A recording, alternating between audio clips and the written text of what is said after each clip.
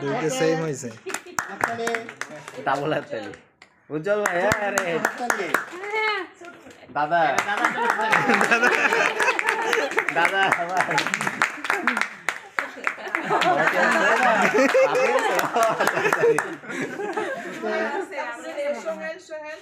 মিষ্টি মিষ্টি উইলিয়াম দা হাততালি এটা হলো শাকিল আপু এবং দল হাততালি দাদা ওই যে ডান পাশে ওই যে এটা হ্যাঁ সোহেল ও আমারটা এই টেপটা মিলে গেছে ওকে ভালো হবে আরো খাওয়া যেতে পারে আর এটা ওই বিতে আপা ওকে হাততালি আশিদা বৈশাখী